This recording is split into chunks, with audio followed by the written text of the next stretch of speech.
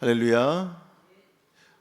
오늘 함께 보실 하나님의 말씀은 출애굽기 9장 27절에서 28절 말씀입니다. 출애굽기 9장 27절에서 28절 말씀 함께 보시겠습니다.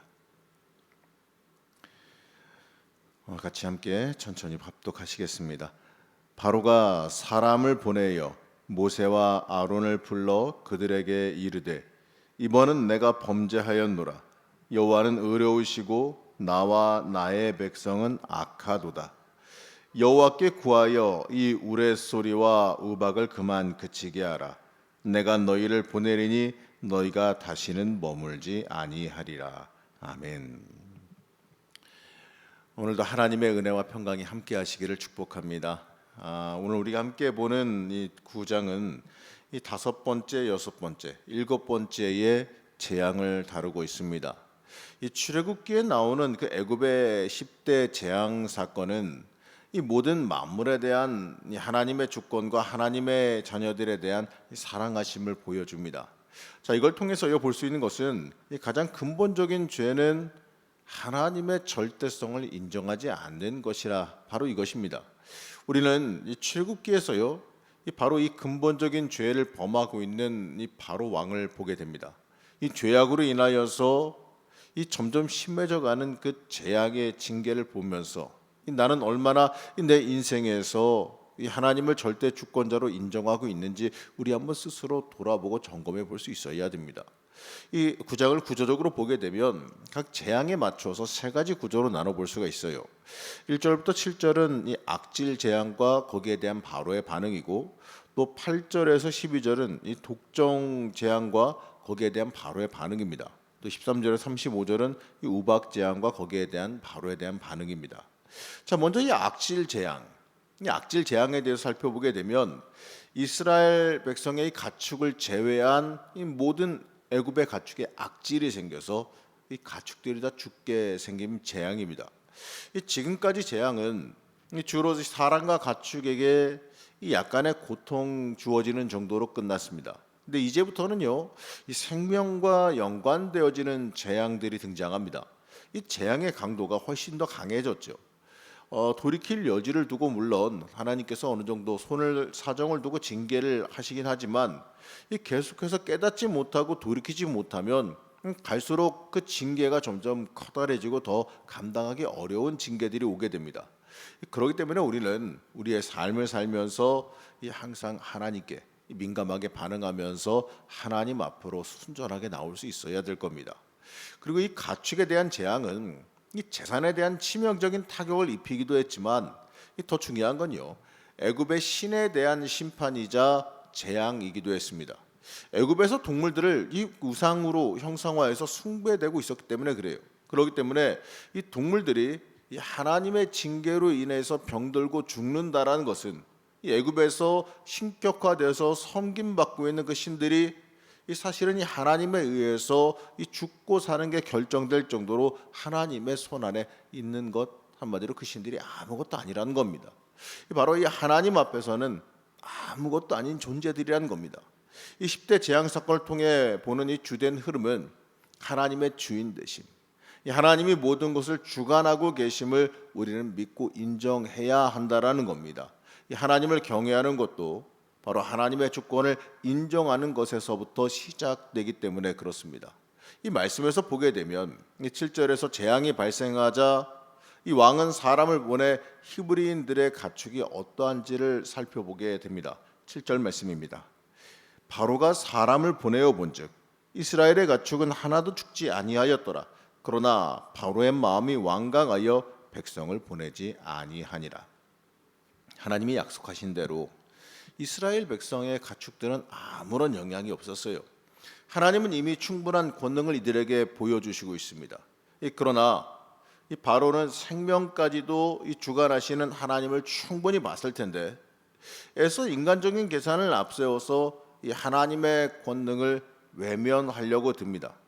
이 고센 땅이 특별히 좋은 곳이라서 이 히브리인들이 특별한 관리 방법이 있어서 차이가 났다고 생각할지도 모르겠습니다. 하지만 이 조건과 상황이 좋아서 가축이 병을 피한 건 아니에요. 이 모든 것은요, 하나님께 달려 있습니다. 이 구별하여서 이 하나님의 자녀들을 지키고 계시는 겁니다. 우리는 이 말씀을 보면서요, 내가 어디에 속해 있는지를 생각해 봐야 됩니다. 내가 부족함에도 이 하나님의 백성의 자리에 있어서 하나님의 보호하심을 받을 자리, 그 자리에 있는지, 아니면 이 징계를 받고 있는 자리에 있는지 우리가 살펴볼 수 있어야 됩니다. 우리는 하나님의 자녀된 자리에 머물러야 됩니다. 하나님이 보호하시고 지키시는 그 자리에 들어가 있어야 한다는 거예요. 이 세상의 자리에 있기를 원해서는 안 되겠지요. 이 바로 왕처럼 하나님이 이끌어 가시는 것을 애써 외면하려 들지는 말아야 됩니다. 우리는 이 그리스도인으로서 하나님의 전능하심, 하나님의 주권을 철저히 고백하며 그 앞에 하나님의 주권을 인정하며 살아갈 수 있어야 됩니다. 이제 여섯 번째 재앙인 이 악성 종기에 대한 재앙을 보게 되면, 이 재앙이 이 동물에게 다가오는 질병에서 이제 동물과 사람에게까지 위협으로 다가오고 있어요.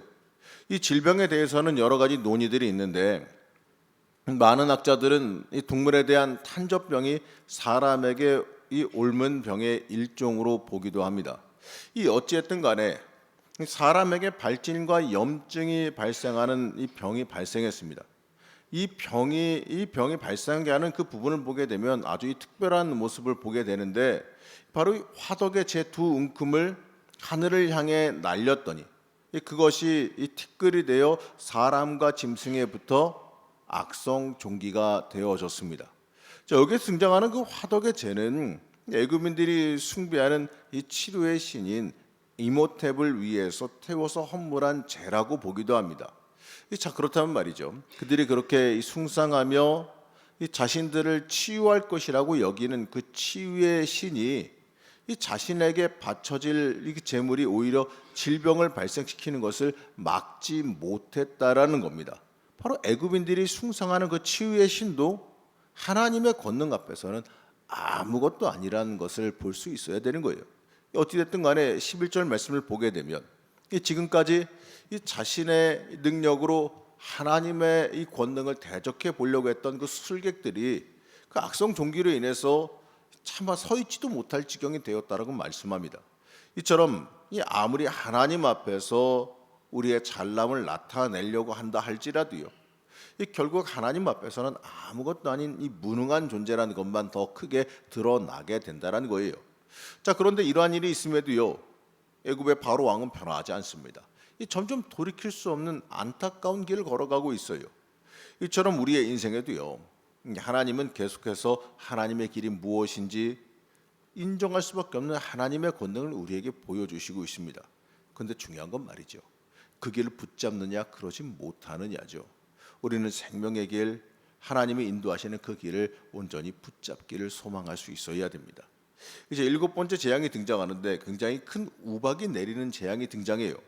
이 우박으로 인한 그 애굽의 피해는 이 사상 유례 없는 아주 극심한 피해가 발생했습니다. 이 지금까지 하나님께서 약간 좀 사정을 봐주시면서 재앙을 내리셨다면, 마치 이제는 더 이상 봐줄 게 없다라는 듯이 몰아붙이고 있는 모습을 보게 됩니다. 14절 말씀 보시겠습니다.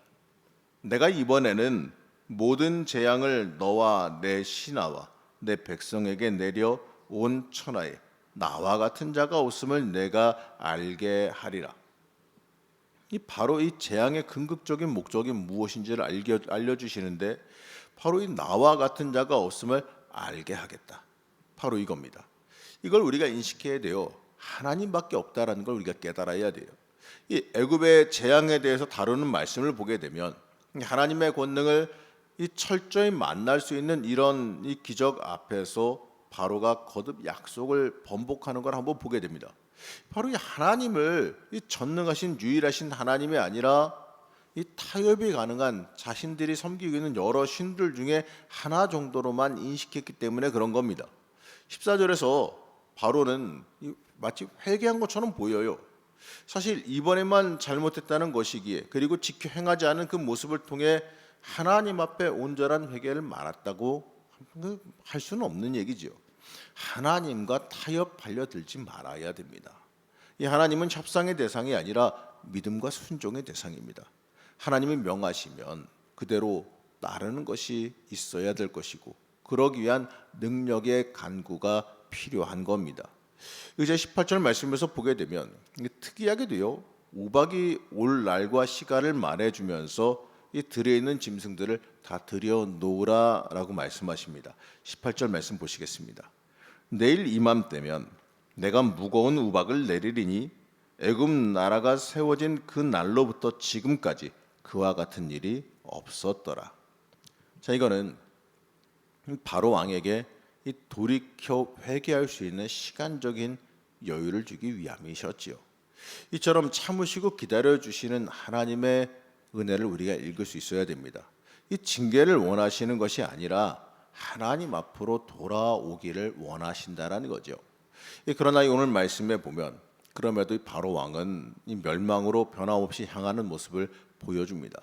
그 모습을 보면서요, 우리는 이 스스로 경계하면서 우리 인생의 주권자가 누구인지 인정하며 고백하는 지혜가 있어야 될 겁니다. 그렇기 때문에 우리는 이 생명의 근원이 되시는 여호와 하나님을 온전히 믿고 따를 수 있어야 됩니다. 바로 이 믿음으로 내가 살아가는 세상이 여호와께 하나님에게 속한 것임을 온전하게 고백할 수 있어야 됩니다. 그것이 먼저 되어질 때 이 하나님의 자녀로서 온전히 쓰임 받게 되어질 겁니다. 나는 하나님의 것, 하나님이 없으면 아무것도 할 수 없음을, 아무 가치도 없음을 온전히 고백해야 됩니다. 하나님을 위해서 우리가 존재한다는 그 사실을 잊지 말고 기억해야 됩니다. 내 삶의 주권이 바르게 정립되어 있으면 그 삶은요, 자연스럽게 복된 길을 걸어가게 되어 있습니다. 나는 어떤 길, 어떠한 방향으로 걸어가고 있느냐, 우리의 인생 방향을 온전히 하나님을 주인 삼은 삶의 방향으로 돌이켜 살아갈 수 있어야 될 겁니다. 여러분, 오늘날로 살아가시면서 하나님 높이는 길로 걸어가시길 축복합니다. 그게 우리의 생명이고 또 우리가 해야 될 가장 중요한 일입니다. 하나님 앞에서 내 주인이 누구인지, 내가 누구를 위해 살아가는지, 내 삶의 목적과 목표가 무엇인지 이걸 명확하게 하는 사람은 하나님 앞에 붙들림마다 쓰임받고 또 주시는 복도 받아 누리게 될 줄로 믿습니다. 오늘날로 하나님이 주시는 그 역사 안에서 하나님 주시는 그 복을 받아 누리면서 하나님 높이며 살아가는 주의 자녀 되시기를 간절히 축복합니다. 잠시 기도하겠습니다. 우리의 생명의 근원이 되신 하나님, 애굽의 바로 왕의 이 악함을 보면서 우리의 모습이 이렇게 완악하지는 않았는지 다시 한번 돌이켜 봅니다. 하나님, 우리의 심령이 하나님 앞에 순전하게 향하게 하여 주셔서 하나님 앞에 굳건히 서서 하나님 의지하며 살아가는 사람, 하나님께 온전히 우리의 인생의 초점이 맞아져 있고 하나님 온전히 높이는 하나님의 사람으로 이 땅을 승리하며 살아갈 수 있게 허락하여 주시옵소서. 우리의 삶 가운데 하나님께서 붙잡으신 역사가 있게 하여 주옵시고 또 오늘 기도하는 가운데에 우리의 심령이 온전히 하나님을 향하는 은혜가 있게 허락하여 주시옵소서. 오늘도 하나님께서 지켜주시는 역사와 은혜가 있기를 소원하며 거룩하고 존귀하신 예수님의 이름으로 기도하였습니다. 아멘.